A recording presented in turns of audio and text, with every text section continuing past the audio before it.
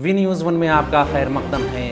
विशाखापट्टनम की बंदरगाह में लगी ज़बरदस्त आग, 40 से ज़ायद कश्तियां जलकर खाक, पुलिस ने तफ्तीश शुरू की। आंध्र प्रदेश के विशाखापट्टनम बंदरगाह में इतवार की रात देर गए ज़बरदस्त आग लग गई। ये आग कितनी जानलेवा थी, इसका अंदाज़ा इस बात से लगाया जा सकता है कि आग के सबब पानी में खड़ी 30 से ज़ायद कश्तियां मुकम्मल तौर पर जलकर खाक हो गईं। आग पर काबू पाने के लिए फायर ब्रिगेड की कई गाड़ियों को घंटों मशक्क़त करनी पड़ी। फिलहाल पुलिस ने इस मामले की तहकीकात शुरू कर दी है। पुलिस हुक्काम के मुताबिक आग देर रात में लगी, जिसकी खबर मिलते ही पुलिस और फायर ब्रिगेड की कई टीमें मौके पर पहुंच गई। काफ़ी कोशिश के बाद आग पर काबू पा लिया गया। इस वाक़ये में किसी जानी नुकसान की कोई इत्तला नहीं है।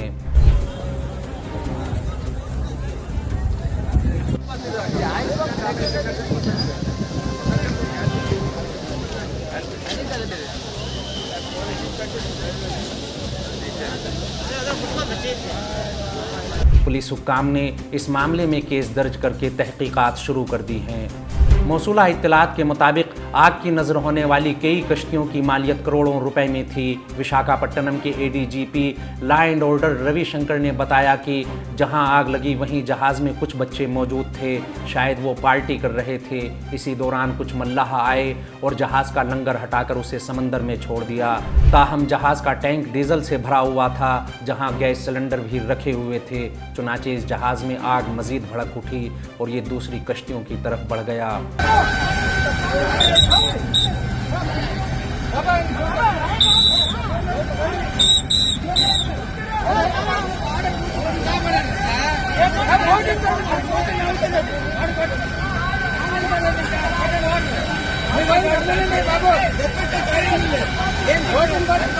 पुलिस हुक्काम के मुताबिक जहाज में लगी आग की वजह से एक के बाद एक कई कश्तियां जलकर राख हो गईं। आखिरकार नेवी का जहाज सहारा जाए वक़ूआ पर पहुंचा और इमदादी कार्रवाइयों को आगे बढ़ाया गया और आग पर काबू पाने में मदद की।